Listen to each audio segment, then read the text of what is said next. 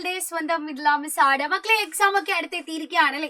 അപ്പൊ D and F block എന്ന് പറയുന്ന എലമെന്റ് എന്ന് പറയുന്ന നമ്മുടെ ചാപ്റ്ററിലെ വളരെ ഇമ്പോർട്ടന്റ് ആയിട്ടുള്ള എന്നാൽ എന്റെ കുട്ടികൾക്ക് ഒരുപാട് സംശയങ്ങൾ വരുന്ന ഒരു ടോപ്പിക് ഉണ്ട്. ഏതാണത്?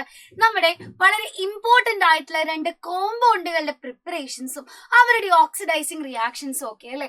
അപ്പൊ ഈ ഒരു ടോപ്പിക് എന്ന് പറയുന്നത് നിങ്ങൾ ഏതൊരു ക്വസ്റ്റ്യൻ പേപ്പർ എടുത്ത് നോക്കിയാലും ഈ ക്വസ്റ്റ്യൻ പേപ്പറിനുള്ളിൽ ഈ ടോപ്പിക്കിൽ നിന്നുള്ള ക്വസ്റ്റ്യൻസ് നിങ്ങൾക്ക് കാണാനായിട്ട് സാധിക്കും. അപ്പോ എങ്ങനെ ഈസി ആയിട്ട് ഇത് ഓർത്തിരിക്കാം, എങ്ങനെ ഈസി ആയിട്ട് പഠിക്കാം, ഓക്സിഡൈസിങ് റിയാക്ഷൻസിനെ ഒക്കെ ട്രിക്ക് ഉപയോഗിച്ച് ഈസി ആയിട്ട് എങ്ങനെ ബാലൻസ് ചെയ്യണം എന്നൊക്കെ ഒരൊറ്റ വീഡിയോ മിസ് പറഞ്ഞു തരാൻ പോവാണ്. So stay tuned.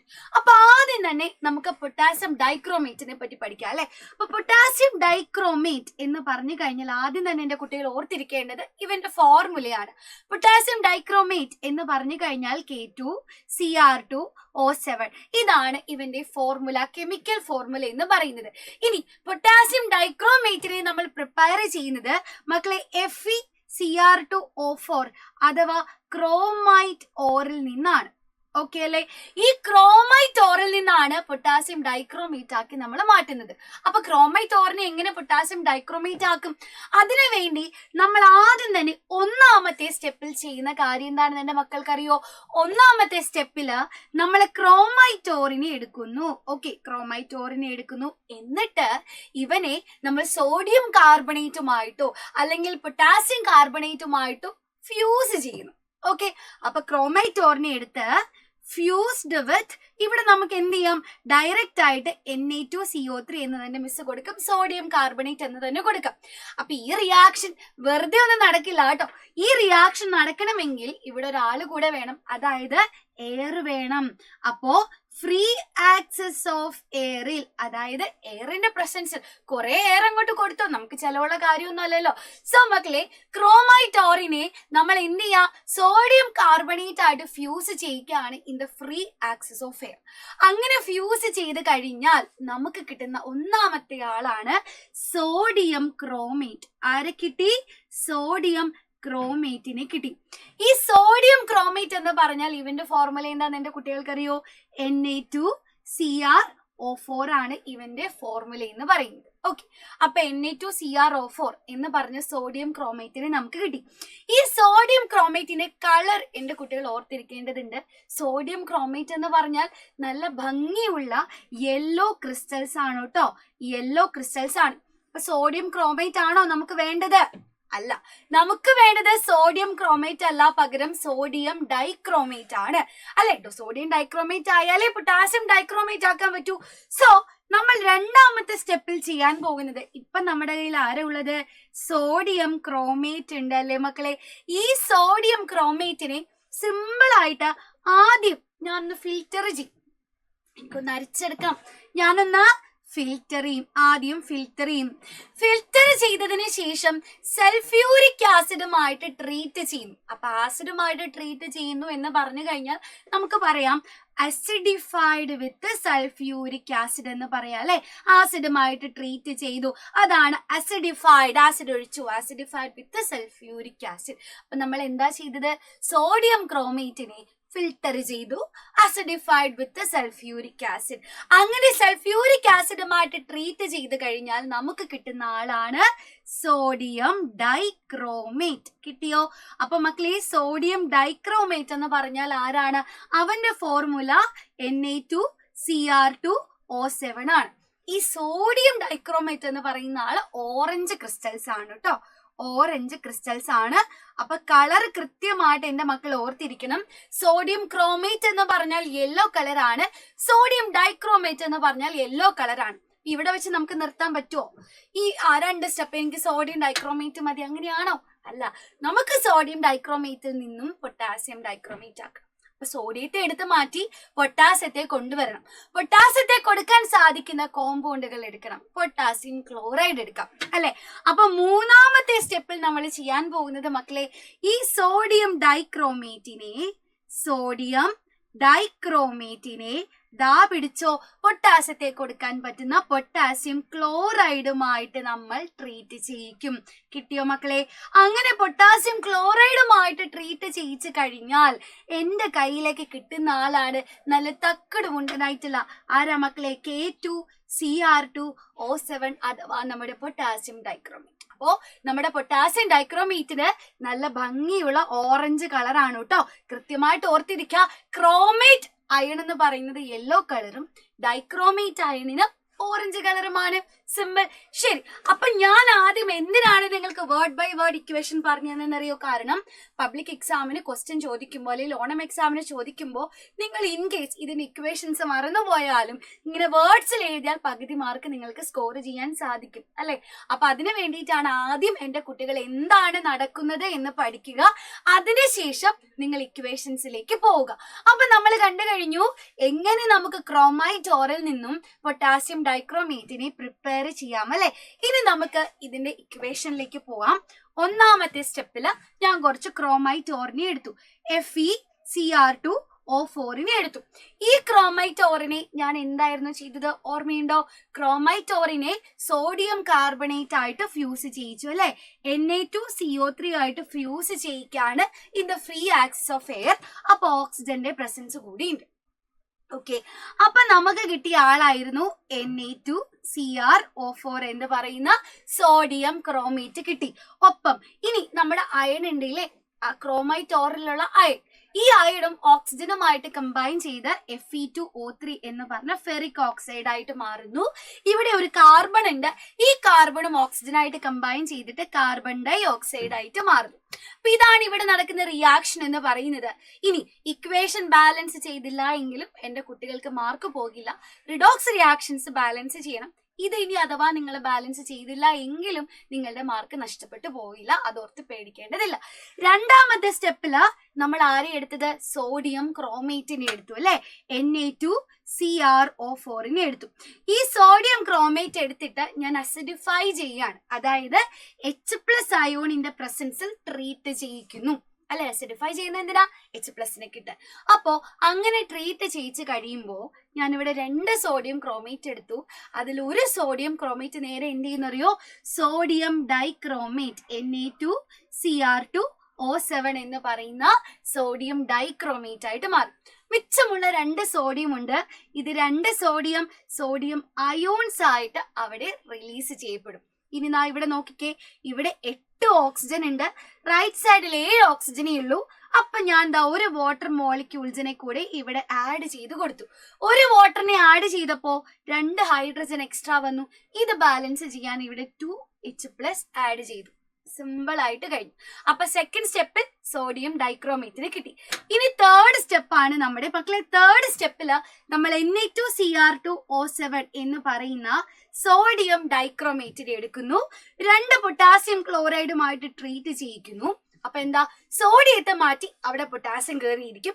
പൊട്ടാസ്യം കയറിയിരുന്നാൽ നമുക്ക് K2Cr2O7 പൊട്ടാസ്യം ഡൈക്രോമേറ്റിനെ കിട്ടുന്നു. ഇനി ഇവിടെ നിന്ന് പോയ സോഡിയവും പൊട്ടാസ്യത്തിന്റെ കയ്യിലുണ്ടായിരുന്ന ക്ലോറിനും കൂടെ റിയാക്ട് ചെയ്തിട്ട് 2 NaCl സോഡിയം ക്ലോറൈഡ് ആയിട്ട് മാറുന്നു. അപ്പൊ ഇതാണ് ഇവിടെ ബേസിക്കലി നടക്കുന്ന ഇക്വേഷൻസ് എന്ന് പറയുന്നത്. ഇപ്പൊ നമ്മുടെ കയ്യിൽ നല്ല ഭംഗിയുള്ള ഓറഞ്ച് കളറിലുള്ള പൊട്ടാസ്യം ഡൈക്രോമേറ്റിന്റെ ക്രിസ്റ്റൽസ് കിട്ടിക്കഴിഞ്ഞു. ഇനി ഇവിടെ നിന്ന് എന്താ എന്റെ മക്കൾ ഓർത്തിരിക്കേണ്ടത്? നിങ്ങളൊരു കാര്യം ഇവിടെ ശ്രദ്ധിച്ചോ? നമ്മള് സോഡിയം ക്രോമേറ്റിനെ എടുത്തിരുന്നു അല്ലെ? സോഡിയം ക്രോമേറ്റിനെ നമ്മൾ അസിഡിക് മീഡിയത്തിൽ കൊണ്ടുവച്ചപ്പോൾ അവൻ സോഡിയം ഡൈക്രോമേറ്റ് ആയി. ശരിയല്ലേ? അപ്പൊ സോഡിയം ക്രോമേറ്റിൽ നിന്നും സോഡിയത്തെ ഒഴിവാക്കിയാൽ നമുക്ക് കിട്ടുന്ന ആളാണ് Cr2O4 എന്ന് പറയുന്ന ക്രോമേറ്റ് അയൺ. ഈ ക്രോമേറ്റ് അയണിനെ ഞാൻ എന്താ ചെയ്തത്? അസിഡിക് മീഡിയത്തിൽ വെച്ചു. അതായത് H+ പ്രസൻസിൽ കൊണ്ടുവച്ചപ്പോൾ അവൻ ഡൈക്രോമേറ്റ് ആയി. ഡൈക്രോമേറ്റ് എന്ന് പറഞ്ഞാൽ Na2Cr2O7. അവിടെ നിന്ന് സോഡിയത്തെ മാറ്റിയാൽ നമുക്ക് കിട്ടുന്ന ആളാണ് Cr2O7 എന്ന് പറയുന്ന ഡൈക്രോമേറ്റ് അയൺ. അതായത് മക്കളെ, ക്രോമേറ്റ് അയോണിനെ അസിഡിക് മീഡിയത്തിൽ കൊണ്ടുവച്ചാൽ ഡൈക്രോമേറ്റ് ആവും. ഇനി അങ്ങനെയാണെങ്കിൽ ഡൈക്രോമേറ്റിനെ തിരിച്ച് ക്രോമേറ്റ് ആക്കണമെങ്കിൽ ഞാൻ എന്ത് ചെയ്താൽ മതി? നേരെ ഓപ്പോസിറ്റ് ആയിട്ട്, അതായത് ബേസിക് മീഡിയത്തിൽ കൊണ്ടുവച്ചാൽ മതി. കിട്ടിയോ? pH ചേഞ്ച് ചെയ്ത് കഴിഞ്ഞാൽ ക്രോമേറ്റ് അയണിനെയും ഡൈക്രോമേറ്റ് അയണിനെയും എനിക്ക് ഇന്റർചേഞ്ച് ചെയ്യാനായിട്ട് സാധിക്കും.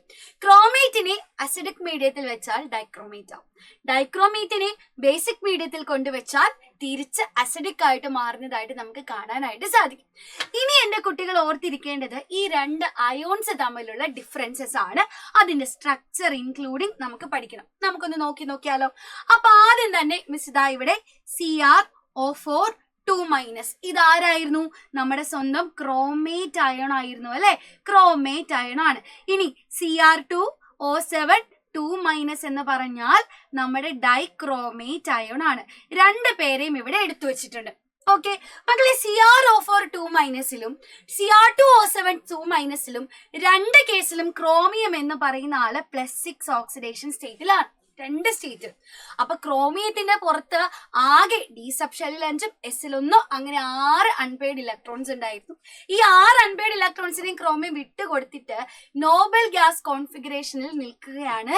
Cr+6 വന്ന് നിൽക്കുകയാണ്. ഓക്കെ അല്ലേ? അപ്പൊ ക്രോമിയത്തിന്റെ കയ്യിൽ അൺപെയ്ഡ് ഇലക്ട്രോൺസ് ഇല്ല. അങ്ങനെയാണെങ്കിൽ ഈ രണ്ട് അയോൺസ് എടുത്താലും ക്രോമിയത്തിന്റെ മാഗ്നറ്റിക് പ്രോപ്പർട്ടി എങ്ങനെയായിരിക്കും? ഈ രണ്ട് കേസിലും നമ്മുടെ ക്രോമിയം ഡയാമാഗ്നറ്റിക് ആണ് എന്ന് നമുക്ക് പറയാം അല്ലെ? ഡയാമാഗ്നറ്റിക് ആണ് എന്ന് പറയാൻ സാധിക്കും. കാരണം എന്താ? രണ്ട് കേസിലും ക്രോമിയത്തിന്റെ കയ്യിൽ അൺപെയ്ഡ് ഇലക്ട്രോൺസ് ഒന്നും തന്നെ ഇല്ല. ഓക്കെ, ഇനി ക്രോമേറ്റ് അയൺ എടുത്തു കഴിഞ്ഞാൽ മിസ് പറഞ്ഞു തന്നിരുന്നു യെല്ലോ കളറാണ്. പക്ഷെ ഡൈക്രോമേറ്റ് അയൺ എന്ന് പറയുന്നത് ഓറഞ്ച് കളറിൽ ഇരിക്കുന്ന ആളാണ്. ഇനി നമുക്ക് ഇവരുടെ സ്ട്രക്ചർ നോക്കാം അല്ലെ? ഇപ്പൊ സ്ട്രക്ചർ വരച്ചു കഴിഞ്ഞാൽ രണ്ട് പേരുടെ കേസ് എടുത്തു കഴിഞ്ഞാൽ ക്രോമിയം സെന്ററിൽ വരും. അപ്പൊ നമുക്ക് ആദ്യം ക്രോമേറ്റ് അയൺ എടുക്കാം. ക്രോമിയം സെന്ററിലുണ്ട്. മക്കളെ, ഇയാളുടെ സ്ട്രക്ചർ എന്ന് പറയുന്നത് ഒരു ടെട്രാഹീഡ്രൽ ഷേപ്പ് ആണ് കേട്ടോ. ടെട്രാഹീഡ്രൽ ആണ് നമ്മുടെ ക്രോമേറ്റ് അയണിന്റെ ഷേപ്പ് എന്ന് പറയുന്നത്. ക്രോമിയം സെന്ററിൽ വരുന്നു. ബാക്കിയുള്ള 4 ഓക്സിജൻ ആറ്റംസ് ദാ ഇങ്ങനെ വരുന്നുണ്ട്. ഇതിന്റെ കോംപ്ലക്സ് സ്ട്രക്ചർ വരച്ചു കഴിഞ്ഞാൽ ഇവിടെ 4ാമത്തെ ഓക്സിജൻ 2 നെഗറ്റീവ് ചാർജ് കൂടെ കൊടുത്തു കഴിഞ്ഞാൽ ക്രോമേറ്റ് അയണിന്റെ സ്ട്രക്ചറായി സിമ്പിൾ. പക്ഷെ ഡൈക്രോമേറ്റിലേക്ക് വരുമ്പോൾ അവിടെ 2 ക്രോമിയം ഉണ്ട് അല്ലെ? 2 ക്രോമിയം ഉണ്ട്. അങ്ങനെയാണെങ്കിൽ എന്തായിരിക്കും പ്രത്യേകത? ഞാൻ പറഞ്ഞു രണ്ട് പേരുടെ സ്ട്രക്ചറും ടെട്രാഹീഡ്രൽ ആണ്. അതെങ്ങനെയാ ശരിയാവാ? ഇവിടെ 2 ക്രോമിയം ഉണ്ടല്ലോ. മക്കളെ, ഡൈക്രോമേറ്റ് എന്ന് പറയുമ്പോൾ 2 ക്രോമിയം ആറ്റത്തെ സെൻട്രൽ ആയിട്ടുള്ള 2 ക്രോമിയം ആറ്റത്തെ കണക്ട് ചെയ്തിട്ട് ഒരു CrO-Cr ബോണ്ട് നിങ്ങൾക്ക് കാണാൻ സാധിക്കും. ഒരു ക്രോമിയം ഓക്സിജൻ ക്രോമിയം ബോണ്ട് എന്റെ കുട്ടികൾക്ക് കാണാനായിട്ട് സാധിക്കും. ഈ CrO-Cr ബോണ്ടിന്റെ ബോണ്ട് ആംഗിൾ എന്ന് പറയുന്നത് 126 ഡിഗ്രി ആയിരിക്കും കേട്ടോ. ഇനി 6 ഓക്സിജൻ ഉണ്ട്. 3 ഓക്സിജൻ വീതം ഓരോ ക്രോമിയത്തിനും നമുക്ക് കൊടുക്കാം. നോക്കിക്കേ ഇങ്ങനെ പകുതി വെച്ച് നിങ്ങളൊന്ന് നോക്കിക്കഴിഞ്ഞാൽ മനസ്സിലാകും ഇത് രണ്ടും ഓരോ ടെട്രാഹീഡ്ര ആണ് അല്ലെ? അപ്പൊ 2 ടെട്രാഹീഡ്ര തമ്മിൽ പരസ്പരം കണക്ട് ചെയ്തിരിക്കുന്നതാണ് നമ്മുടെ ഡൈക്രോമേറ്റിന്റെ സ്ട്രക്ചർ എന്ന് പറയുന്നത്. കഴിഞ്ഞിട്ടില്ല, ചാർജ് കാണിക്കണ്ടേ? അപ്പൊ കോംപ്ലക്സിന്റെ സ്ട്രക്ചർ ആണ് ടെക്സ്റ്റ് ബുക്കിൽ തന്നിട്ടുള്ളത്. അത് കാണിക്കാൻ നമുക്ക് എന്ത് ചെയ്യാം? ബ്രാക്കറ്റ് വരച്ചിട്ട് 2 ചാർജ് ഇട്ട് കൊടുത്തു കഴിഞ്ഞാൽ നമ്മുടെ ഡൈക്രോമേറ്റ് അയണായി. അപ്പൊ 2 പേരുടെയും സ്ട്രക്ചർ എന്റെ കുട്ടികളെ കൃത്യമായിട്ട് പഠിക്കുക. ഇവര് തമ്മിലുള്ള വ്യത്യാസം മനസ്സിലാക്കുക. ഇവിടെ 2 പേരുടെ മാഗ്നറ്റിക് പ്രോപ്പർട്ടി സെയിം ആണ്. സോ ഓർത്തിരിക്കാനും സെയിം ആണ്. ഇനിയാണ് നിങ്ങളുടെ ഏറ്റവും ഫേവറേറ്റ് ആയിട്ടുള്ള ടോപ്പിക് വരുന്നത്, അതായത് ഓക്സിഡൈസിങ് റിയാക്ഷൻസ് വരുന്നത്. മക്കളെ, ഓക്സിഡൈസിങ് റിയാക്ഷൻസ് പറയുമ്പോൾ നമ്മുടെ പൊട്ടാസ്യം ഡൈക്രോമേറ്റ് അയൺ അല്ലെ? ഡൈക്രോമേറ്റ് അയണിന്റെ നമ്മുടെ അസിഡിക് മീഡിയത്തിലുള്ള റിയാക്ഷൻസ് മാത്രമേ പഠിക്കാനുള്ളൂ. അസിഡിക് മീഡിയത്തിൽ മാത്രമേ ഇയാളുടെ റിയാക്ഷൻസ് കാണിക്കുന്നുള്ളൂ. അത് മാത്രം പഠിച്ചാൽ മതി. അപ്പോ ഓക്സിഡൈസിങ് റിയാക്ഷൻസ് എടുത്താൽ അസിഡിക് മീഡിയത്തിലാണ് നമ്മൾ പഠിക്കാൻ പോകുന്നത്. ഓക്കെ, ഈ അസിഡിക് മീഡിയത്തിൽ ആദ്യം തന്നെ നമ്മുടെ ഡൈക്രോമേറ്റ് അയണിന് എന്ത് മാറ്റമാണ് സംഭവിക്കുന്നത് എന്ന് എന്റെ കുട്ടികൾ മനസ്സിലാക്കണം. എന്ത് മാറ്റമാണ് സംഭവിക്കുന്നത് എന്ന് എന്റെ മക്കൾക്കറിയോ? മക്കളെ, നമ്മുടെ ഡൈക്രോമേറ്റ് അയൺ അതായത് Cr2O7 2- എടുത്തു കഴിഞ്ഞാൽ ഇവനെ അസിഡിക് മീഡിയത്തിൽ കൊണ്ടുവച്ചാൽ, അതായത് H+ന്റെ പ്രസൻസിൽ കൊണ്ടിട്ട് കഴിഞ്ഞാൽ ഇവൻ നേരെ Cr3+ ആയിട്ടാണ് മാറുക. ഒരു ഡൈക്രോമേറ്റ് 2 ക്രോമിയം ആറ്റം ഉണ്ട് അല്ലെ? ഈ 2 ക്രോമിയം എന്ത് ചെയ്യും? 2 Cr3+ ആയിട്ട് മാറും. അതായത് ആദ്യം ഒരു ക്രോമിയത്തിന്റെ ഓക്സിഡേഷൻ നമ്പർ ഇവിടെ +6 ആയിരുന്നു. ഒരു ക്രോമിയം എന്താ സംഭവിച്ചത്? +6 നിന്നും +3 ആയിട്ട് മാറി. +6 നിന്നും +3 ആവണമെങ്കിൽ റിഡക്ഷൻ നടക്കണം അല്ലെ? ഇലക്ട്രോൺസിനെ കിട്ടണം. 3 ഇലക്ട്രോൺസിനെയും വാങ്ങിയിട്ടുണ്ട്. ഒരു ക്രോമിയത്തിന്റെ കാര്യമാണ്. ഇവിടെ 2 ക്രോമിയം ഇല്ലേ? അങ്ങനെയാണെങ്കിൽ നമുക്ക് എന്ത് പറയാം? 2 ക്രോമിയം എടുത്തു കഴിഞ്ഞാൽ 6 6 12 ആണ് 2 പേരുടെയും കൂടി ഓക്സിഡേഷൻ നമ്പർ അല്ലെ? അപ്പൊ +6 +12 നിന്നും നേരെ +6 ആയി. ഇവിടെയും 2 എണ്ണമില്ലേ? ഒരാള് +3, 2 ആകുമ്പോൾ +6. അപ്പോ നമുക്ക് പറയാം അസിഡിക് മീഡിയത്തിൽ കൊണ്ടുവച്ച് കഴിഞ്ഞാൽ നമ്മുടെ ക്രോമിയത്തിന് എന്ത് മാറ്റമാണ് സംഭവിക്കുക? +12 നിന്ന് +6 മാറുന്നു. +12 നിന്ന് +6 മാറുക എന്ന് പറഞ്ഞാൽ ഡിക്രീസ് ഇൻ ഓക്സിഡേഷൻ നമ്പർ ആണ് അല്ലെ? 6 ഇലക്ട്രോൺസിനെ വാങ്ങിയിട്ടാണ് ഇവിടെ ഇങ്ങനെ ഒരു ചേഞ്ച് നടത്തുന്നത് എന്ന് മനസ്സിലാക്കും. അപ്പൊ ആദ്യം എന്റെ കുട്ടികൾ മനസ്സിലാക്കുക, ഓക്സിഡേഷൻ നമ്പർ +6 നിന്ന് +3 ഒരാളുടെ, 2 ആളുടെ ആകുമ്പോൾ +12 നിന്നും +6 മാറുന്നു. 6 ഇലക്ട്രോൺസ് വേണം. അപ്പോ 6 ഇലക്ട്രോൺസിനെ കൊടുക്കാൻ പറ്റിയ എല്ലാ ആൾക്കാരുമായിട്ടും നമ്മുടെ ഡൈക്രോമേറ്റ് അയൺ റിയാക്ട് ചെയ്യും. ഫോർ എക്സാമ്പിൾ, ഇനി ഇവിടെ നടക്കുന്ന ചേഞ്ചസ് എന്തൊക്കെയാണെന്ന് മിസ് പറഞ്ഞു തരാം. Fe2+ എന്ന് പറയുന്ന ആള് Fe3+ ആയിട്ട് മാറും. ഓക്കെ, ഇനി I- I2 ആയിട്ട് മാറും. ഓക്കെ അല്ലേ? ഇനി Sn2+ Sn+4 ആയിട്ട് മാറും. ഓക്കെ ആണോ? അതേപോലെ തന്നെ S- നേരെ സൾഫർ ആയിട്ട് മാറും.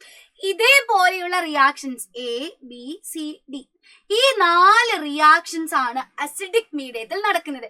ഇനി ഇതിന് ഇത്രയും കാര്യം നിങ്ങൾ പ്രോപ്പർ ആയിട്ട് തന്നെ പഠിക്കണം കേട്ടോ. Fe2+ 3+ ആകുന്നു, I- I2 ആകുന്നു, Sn2+ 4+ ആകുന്നു, S2- അല്ലെ, സോറി, S2- S ആവുന്നു എന്നുള്ള കാര്യങ്ങൾ എന്റെ കുട്ടികൾ അറിഞ്ഞിരിക്കണം. ഇത്രയും കാര്യം നിങ്ങൾ മനസ്സിലാക്കിയാൽ ബാക്കി നിങ്ങൾക്ക് സിമ്പിൾ ആയിട്ട് ഓക്സിഡൈസ് റിയാക്ഷൻസ് ഓർത്തിരിക്കാനുള്ള ട്രിക്ക് മിസ് ഇപ്പൊ പറഞ്ഞു തരാം. അതായത് ഒന്നാമത്തെ റിയാക്ഷൻ നമുക്ക് നോക്കാം കേട്ടോ. ഒന്നാമത്തെ റിയാക്ഷൻ എന്ന് പറയുമ്പോൾ Fe2+ Fe3+ ആകുന്ന റിയാക്ഷൻ ആണ് മിസ് പറയുന്നത്. അപ്പൊ ആദ്യം തന്നെ നമ്മുടെ ഡൈക്രോമേറ്റ് അയണിന്റെ റിയാക്ഷൻ എന്റെ കുട്ടികൾ എടുത്തു നോക്കാം. Cr2O7 2- ആരായിട്ട് മാറുന്നു? 2 Cr3+ ആകുന്നു. അതായത് ഇവിടെ നമ്മൾ നേരത്തെ പറഞ്ഞ പോലെ +12 നിന്നും 2 പേരുടെയും കൂടെ +6 ആയിട്ട് മാറി. അപ്പൊ +12 നിന്നും +6 മാറുമ്പോൾ ഇവിടെ വന്ന ചേഞ്ച് എത്രയാ? ഇവിടെ വന്ന ചേഞ്ച് എന്ന് പറയുന്നത് 6 ആണ്. നമ്മൾ ആ ചേഞ്ചും കൂടെ സൈഡിൽ എഴുതി വെച്ചു. ഇനി Fe2+ Fe3+ ആകണം അല്ലെ? അതും നിങ്ങൾ എഴുതാം. Fe2+ ദാ പിടിച്ചോ, Fe3+ ആകുന്നു. അപ്പൊ 2+ 3+ ആകുക എന്ന് പറഞ്ഞു കഴിഞ്ഞാൽ ഇൻക്രീസ് ഇൻ ഓക്സിഡേഷൻ നമ്പർ ആണ്. എത്ര കൂടി? 1 മാത്രമേ കൂടിയിട്ടുള്ളൂ അല്ലെ? 2 3 ആയി. അപ്പൊ 1 അല്ലേ കൂടിയത്? അവിടെ വന്ന ചേഞ്ചും മിസ് എഴുതി വെച്ചു. ഇനി നമുക്കിതിനെ ഫർദർ ആയിട്ട് സിംപ്ലിഫൈ ചെയ്യാൻ പറ്റുമോ? 6നെയും 1നെയും ഫർദർ ആയിട്ട് സിംപ്ലിഫൈ ചെയ്താലും അല്ലെ 6ഉം 1ഉം തന്നെയാണ് വരിക. നമുക്ക് എന്തായാലും ഡെസിമൽ പോയിന്റിലേക്ക് മാറ്റാൻ സാധിക്കില്ല. അപ്പൊ നമുക്ക് മനസ്സിലായി 6നെയും 1നെയും ഫർദർ ആയിട്ട് 6നെ വേണമെങ്കിൽ ചെയ്യാം, പക്ഷെ 1നെയും നമുക്ക് അതേപോലെ ഈക്വൽ ആയിട്ട് ചെയ്യാൻ പറ്റില്ല. അതുകൊണ്ട് നമ്മൾ അങ്ങനെ തന്നെ വെക്കുന്നു, സിംപ്ലിഫൈ ചെയ്യുന്നില്ല. ഓക്കെ, 6നെ 1 കൊണ്ട് ഡിവൈഡ് ചെയ്താൽ 6 തന്നെയല്ലേ കിട്ടുക. ഓക്കെ, അപ്പൊ നമ്മൾ ഇനി എന്ത് ചെയ്യാൻ പോവുകയാണെന്ന് വെച്ചാൽ ഇനിയാണ് വളരെ ഇമ്പോർട്ടന്റ് ആയിട്ടുള്ള പാർട്ട്. ഇവിടെ നമ്മൾ 2 നമ്പേഴ്സ് എഴുതി വെച്ചിട്ടുണ്ട് അല്ലെ മക്കളെ? നമ്മൾ ചെയ്യാൻ പോകുന്നത് ഈ 1 എന്ന് പറയുന്ന നമ്പർ കൊണ്ട് ഈ റിയാക്ഷൻ മൊത്തത്തിൽ നമ്മൾ മൾട്ടിപ്ലൈ ചെയ്യാൻ പോകുന്നു. 6 എന്ന് പറയുന്ന നമ്പർ കൊണ്ട് ഈ ഇക്വേഷനെ മൊത്തത്തിൽ നമ്മൾ മൾട്ടിപ്ലൈ ചെയ്യാൻ പോകുന്നു. എന്താ മിസ് പറഞ്ഞത്? തലയിൽ കയറിയോ?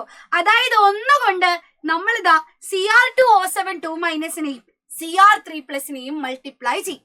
അതേപോലെ തന്നെ 6 കൊണ്ട് നമ്മൾ എന്താ ചെയ്യാൻ പോകുന്നത്? Fe2+നെയും ഗുണിക്കും, Fe3+നെയും ഗുണിക്കും. Trust the process. മിസ് എന്ത് തേങ്ങയാണ് ചെയ്യാൻ പോകുന്നത് എന്ന് നിങ്ങൾ വിചാരിച്ചിട്ടുണ്ടോ? ബട്ട് ഞാൻ വീണ്ടും പറയുന്നു, trust me guys, this is gonna work. Okay, അപ്പൊ നോക്കിക്കേ, 1 കൊണ്ട് മൾട്ടിപ്ലൈ ചെയ്ത് കഴിഞ്ഞാൽ Cr2O7 2- തന്നെ. അതേ പ്ലസ് 6 കൊണ്ട് Fe2+നെ മൾട്ടിപ്ലൈ ചെയ്താൽ 6 Fe2+ എന്ന് കിട്ടും.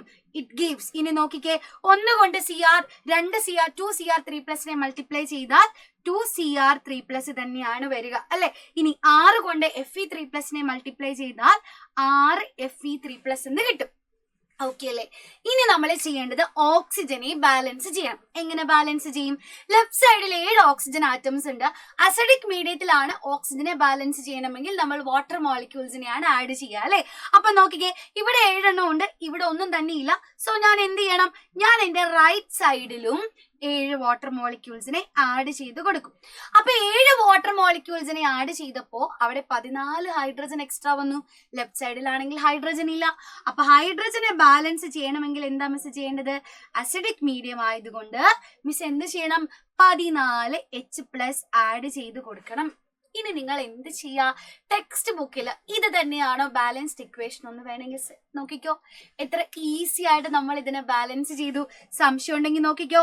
2 ക്രോമിയം 2 ക്രോമിയം, ഇനി 7 oxygen 7 oxygen, 6 Fe 6 Fe, 14 hydrogen 14 hydrogen. Completely ഇത് ബാലൻസ്ഡ് ആയി കഴിഞ്ഞു. അപ്പൊ ഇതൊരു സിമ്പിൾ ട്രിക്ക് ഉപയോഗിച്ച് നമുക്ക് ഇങ്ങനെ എല്ലാ ഓക്സിഡൈസിങ് റിയാക്ഷൻസിനെയും ബാലൻസ് ചെയ്യാൻ സാധിക്കും. അടുത്തൊരു ഇക്വേഷൻ കൂടെ ചെയ്യുമ്പോൾ എന്റെ കുട്ടികൾക്ക് കൃത്യമായിട്ട് മനസ്സിലാവും. മിസ് കാണിച്ചു തരാം. ഇനി രണ്ടാമത്തെ ഇക്വേഷൻ ആയിട്ട് ഞാൻ എടുക്കുകയാണ്. I- I2 ആയിട്ട് മാറും. ഈ റിയാക്ഷൻ എങ്ങനെ ബാലൻസ് ചെയ്യുമെന്ന് നമുക്ക് നോക്കാം. അപ്പൊ നോക്കിക്കോ, ഞാൻ ബേസിക്കലി നടക്കുന്ന ചേഞ്ച് അവിടെ എഴുതാണ്. Cr2O7 2- ദാ പിടിച്ചോ, 2 Cr3+ ആയിട്ട് മാറും. ഇതല്ലേ നമ്മുടെ ഇക്വേഷൻ എന്ന് പറയുന്നത്. ശരി, അപ്പൊ ഇവിടെ നടന്ന ചേഞ്ച് എത്രയാ? നേരത്തെ പറഞ്ഞ പോലെ തന്നെ +12 ഇരുന്ന് 2 ആൾക്കാരും കൂടി +6 ആയിട്ട് മാറി. അപ്പൊ നടന്ന ചേഞ്ച് എന്ന് പറയുന്നത് 6 ആണ്. സൈഡിൽ എഴുതി വെച്ചേ. ഇനി I- എടുക്കാം മക്കളെ. I- മിസ് ഇതൊന്ന് തൂത്ത് കളഞ്ഞേക്കട്ടെ. ഓക്കെ, I- എടുത്തു കഴിഞ്ഞാൽ I- I2 ആയിട്ട് മാറും അല്ലെ. അപ്പൊ ആദ്യം തന്നെ നമുക്ക് ഇതിനെ ഒന്ന് ബാലൻസ് ചെയ്യണം.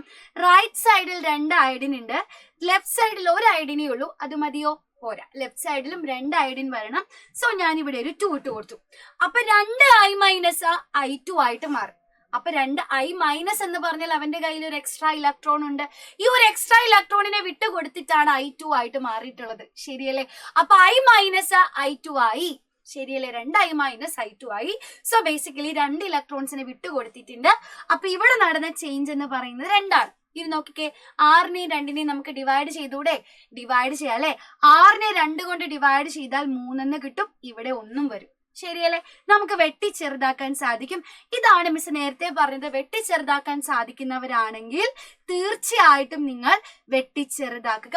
6നെ 2 കൊണ്ട് നമുക്ക് വെട്ടാം. 3 1 എന്ന ആൻസർ കിട്ടും. അപ്പൊ ഇനി നമ്മൾ നേരത്തെ ചെയ്ത പോലെ 3 കൊണ്ട് ഈ ഇക്വേഷനെയും അതേപോലെ 1 കൊണ്ട് ആരെയാ മൾട്ടിപ്ലൈ ചെയ്തേണ്ടത്? ഇവനെയും മൾട്ടിപ്ലൈ ചെയ്യണം. ഓക്കെ അല്ലെ? 1 കൊണ്ട് ഡൈക്രോമേറ്റിനെയും 3 കൊണ്ട് അയഡിനെയും നമുക്ക് മൾട്ടിപ്ലൈ ചെയ്യണം. നമുക്ക് ചെയ്ത് നോക്കാം. എങ്ങനെയാ വരാൻ നമുക്ക് നോക്കാം അല്ലെ. ഓക്കെ, പിടിച്ചോ. യെസ്, നോക്കിക്കോ. അപ്പൊ ആദ്യം തന്നെ 1 × Cr2O7 2-. അപ്പൊ Cr2O7 2- തന്നെ. അതെ, പ്ലസ് 3 × 2I- ആണ്. അപ്പൊ 3 2s are 6, 3 2 6, 6 I- എന്ന് വന്നു.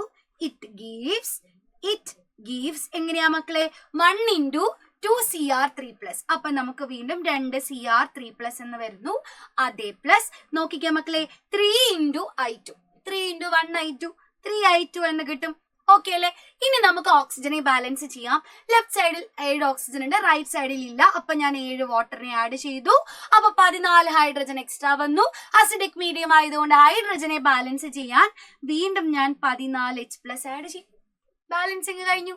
സിമ്പിൾ ആയിട്ട് കഴിഞ്ഞു. ഇനി പിടിച്ചോ, അടുത്ത ആളെ നോക്കിക്കോ. SN2+ SN3+ ആയിട്ട് മാറുന്ന മൂന്നാമത്തെ ഇക്വേഷൻ എടുക്കാം. ഇനി ഫാസ്റ്റ് ആയിട്ട് തന്നെ ഒന്ന് എന്റെ കുട്ടികളെ ചെയ്ത് നോക്കിക്കേ. Cr2O7 2- പിടിച്ചോ, 2 Cr3+ ആകുന്നു. ഇപ്പൊ നമുക്ക് അറിയാം, കാണാതെ അറിയാം, ഇവിടെ നടക്കുന്ന ചേഞ്ച് 6 ആണ്. ഇനി SN2+ SN3+ അല്ലല്ലോടാ, SN4+ ആയിട്ട് മാറുന്നു അല്ലെ. SN4+ ആയിട്ട് മാറുന്നു. 2+ 4+ ആകുക എന്ന് പറഞ്ഞു കഴിഞ്ഞാൽ 2 ഇലക്ട്രോൺസിനെ വിട്ടുകൊടുത്തിട്ടുണ്ട്. സോ ഇവിടെ നടന്ന ചേഞ്ച് 2 ആണ്. 6ഉം 2ഉമാണ്. ഇവിടെ നമുക്ക് ചെറുതാക്കിക്കൂടെ? 6നെയും 2നെയും വെട്ടിയാൽ 3 1 എന്ന് കിട്ടും. അപ്പൊ നമ്മൾ ഇനി എന്ത് ചെയ്യണം? 3 കൊണ്ട് ഇവനെ മൾട്ടിപ്ലൈ ചെയ്യണം. അതേപോലെ 1 കൊണ്ട് ഇവനെയും മൾട്ടിപ്ലൈ ചെയ്യണം. അങ്ങനെ ചെയ്ത് കഴിഞ്ഞാൽ നമുക്ക് ആൻസർ കിട്ടില്ലേ? 1 × Cr2O7 2- തന്നെ. അതേ പ്ലസ് 3 into SN2+. അപ്പൊ 3 into 3 SN2+ എടുത്തു, which gives 1 into 2Cr3+. 2Cr3+ തന്നെ. അതെ, പ്ലസ് ഇനി നോക്കിക്കേ മക്കളെ, 3 into SN4+. അപ്പൊ 3 SN4+ എന്ന് വരും. ഇനി 7 ഓക്സിജൻ ഉണ്ട്. ബാലൻസ് ചെയ്യാൻ വീണ്ടും ഞാൻ 7 വാട്ടറിനെ ആഡ് ചെയ്യുന്നു. അപ്പോൾ എന്താ സംഭവിച്ചത്? 14 ഹൈഡ്രജൻ എക്സ്ട്രാ വന്നു. അപ്പൊ 14H+ ഇപ്പുറത്ത് ഞാൻ ഇട്ട് കൊടുത്തു. സിമ്പിൾ അല്ലേ? അപ്പൊ എല്ലാ ഓക്സിഡൈസിങ് റിയാക്ഷൻസ് മാത്രമല്ല, ഇൻഓർഗാനിക് കെമിസ്ട്രിയിൽ എവിടെ വരുന്ന റിഡോക്സ് റിയാക്ഷൻസും ഈ ഒരു ട്രിക്ക് ഉപയോഗിച്ചിട്ട് എന്റെ കുട്ടികൾക്ക് ബാലൻസ് ചെയ്യാൻ സാധിക്കും. ഇനി പൊട്ടാസ്യം പെർമാംഗനേറ്റ് എടുത്താലും അവിടെ വരുന്ന റിയാക്ഷൻസും ഇതേ സിമ്പിൾ ആയിട്ടുള്ള ഇക്വേഷൻ ഉപയോഗിച്ച് എന്റെ കുട്ടികൾക്ക് ബാലൻസ് ചെയ്യാൻ സാധിക്കും. സോ മക്കളെ, അങ്ങനെയാണെങ്കിൽ പൊട്ടാസ്യം ഡൈക്രോമേറ്റിനെ അടിപൊളിയായിട്ട് സെറ്റാക്കി നമ്മൾ പഠിച്ചു കഴിഞ്ഞിരിക്കുകയാണ് അല്ലെ. അപ്പൊ ഇങ്ങനെയാണെങ്കിൽ പൊട്ടാസ്യം പെർമാംഗനേറ്റുമായിട്ട് മറ്റൊരു വീഡിയോയിൽ മിസ് വരുന്നതായിരിക്കും. സോ ഇതേപോലെ നിങ്ങൾക്ക് കൺഫ്യൂഷൻസ് അല്ലെ വേറെ എന്തെങ്കിലുമൊക്കെ ടോപ്പിക്കുകൾ ഉണ്ടാവും അല്ലെ. അപ്പൊ അതേപോലെ ടോപ്പിക് എന്താണ് എന്ന് നിങ്ങൾ കമന്റ് ചെയ്യുക. നിങ്ങൾക്ക് വീഡിയോ ആവശ്യമുള്ള ടോപ്പിക്ക് നിങ്ങൾ കമന്റ് ചെയ്യുക. ഇതേപോലെയുള്ള ടിപ്സും ട്രിക്സും വേണമെങ്കിൽ തീർച്ചയായിട്ടും മിസ് ഏത് ടോപ്പിക്കിന്റെ ആണ് വേണ്ടതെന്ന് കമന്റ് ചെയ്യുക. മിസ് അതിന്റെ ഒരു അടിപൊളി വീഡിയോ ആയിട്ട് വരുന്നതായിരിക്കും. അപ്പൊ എന്റെ കുട്ടികളെ മറക്കരുത്, പ്രിപ്പറേഷൻസും ഓക്സിഡൈസിങ് റിയാക്ഷൻസും വളരെ ഇമ്പോർട്ടന്റ് ആണ്. എക്സാമിന് 100% ചോദിക്കും. അപ്പൊ ഈ ഒരു വീഡിയോ യൂസ്ഫുൾ ആയാൽ എന്റെ കുട്ടികൾ ബാക്കി ഫ്രണ്ട്സിനൊക്കെ ഷെയർ ചെയ്ത് കൊടുക്കുക, അവരും കാണട്ടെ. അപ്പൊ നെക്സ്റ്റ് വീഡിയോയിൽ വീണ്ടും കാണാം. Tata, bye bye, thank you.